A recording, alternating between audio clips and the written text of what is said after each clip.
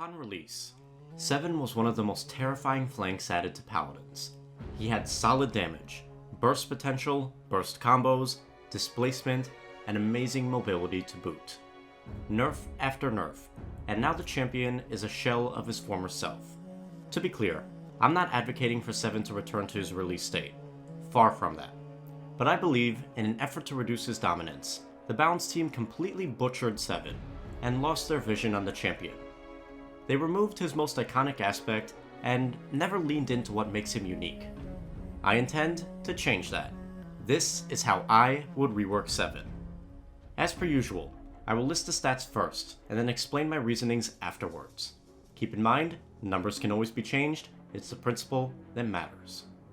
7's base HP will be upped from 1,900 to 2,000. The heavy SMG will be seeing changes to 2 of its fire modes.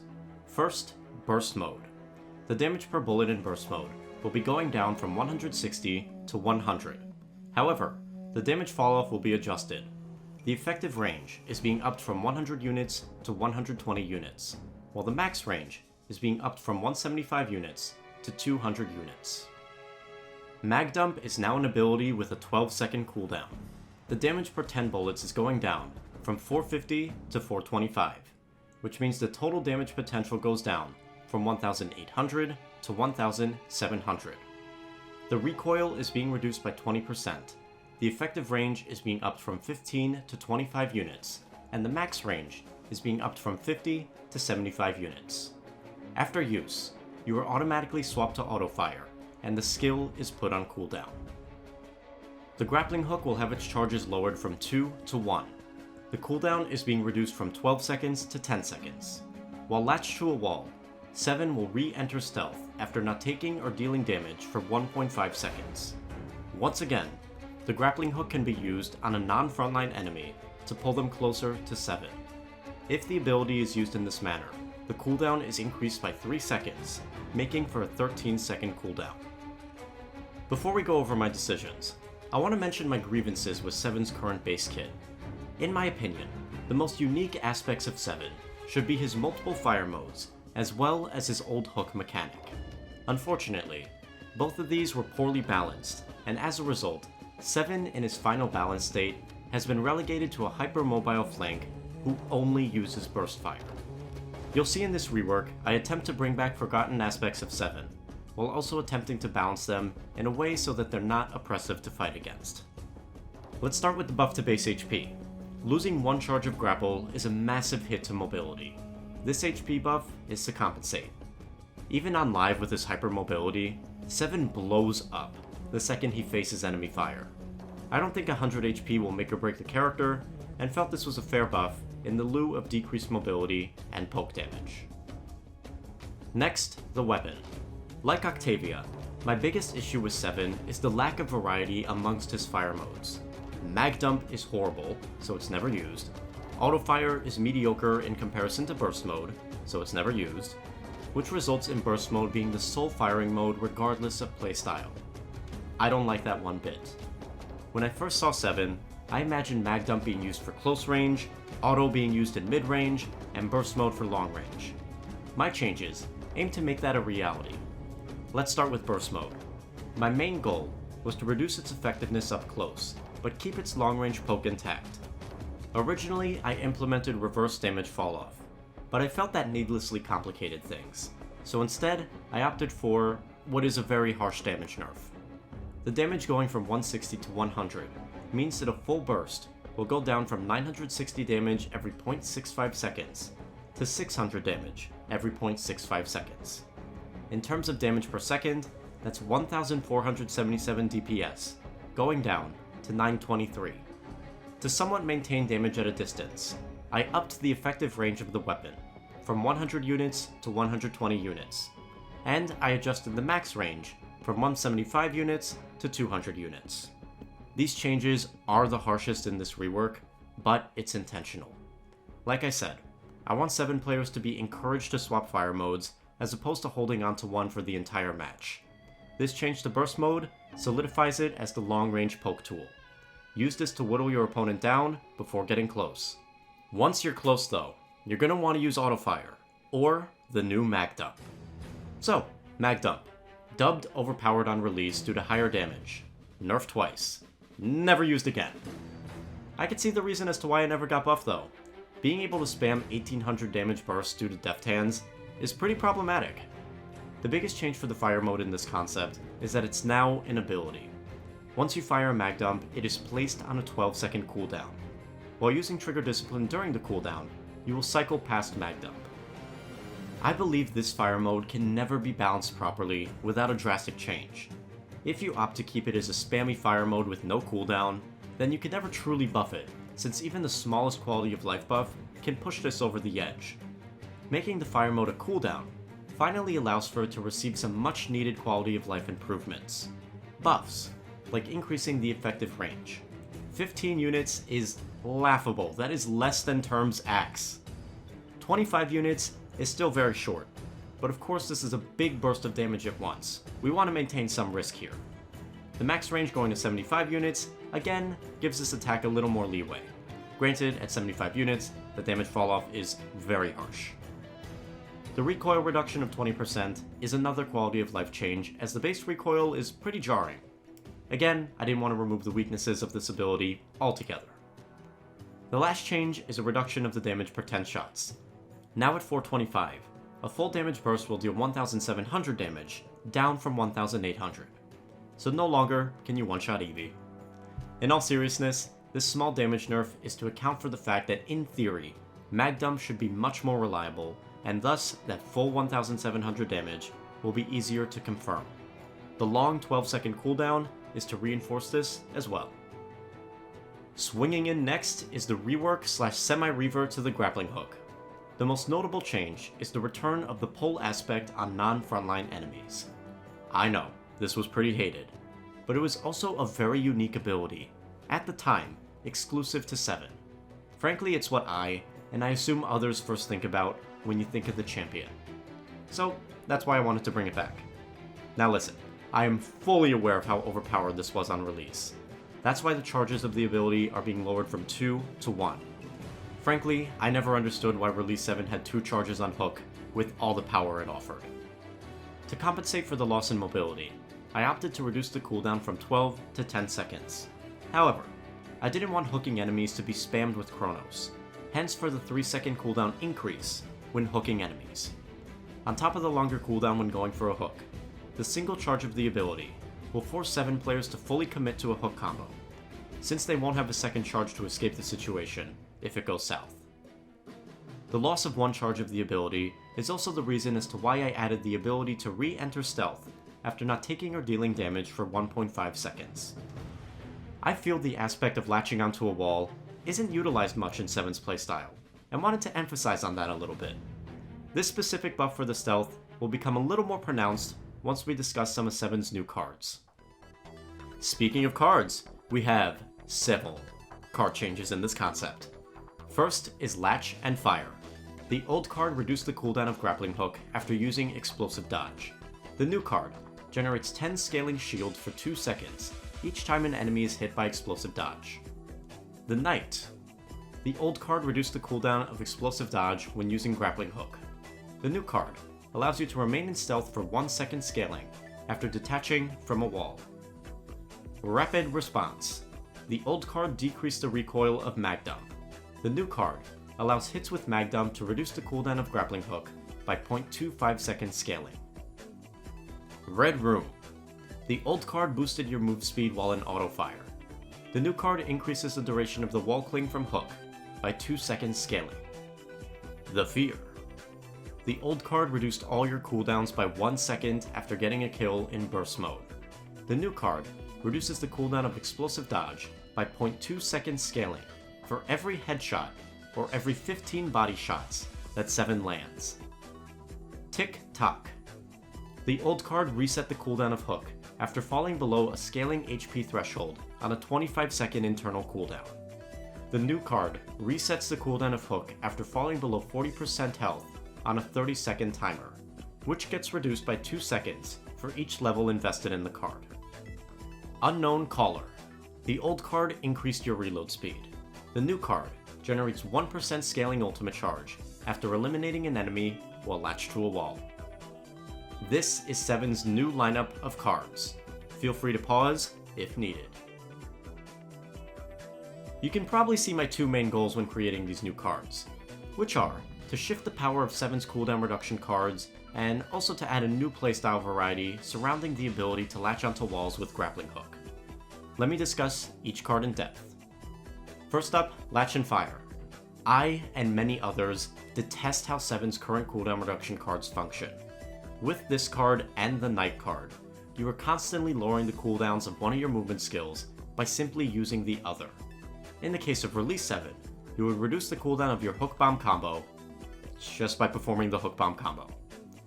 Most champions have some ways to reduce their cooldowns, but in the case of 7, who can become very frustrating due to his cooldowns, I wanted to tone down this annoying aspect of the champion to allow other opportunities for him to flourish. Hence for the rework to both of his main cooldown reduction cards. So, the new Latch and Fire. As I mentioned earlier, 7 blows up if he makes a misplay, due to his low health pool. Even with the buff to his base HP, I could still see the same scenario playing out, especially with the change to the Grappling Hook. This card aims to give 7 a hint of survivability if he goes for an aggressive role. When capped, 7 will generate 50 shields per enemy hit from explosive dodge. This card can proc 3 times at base, allowing for 150 shields.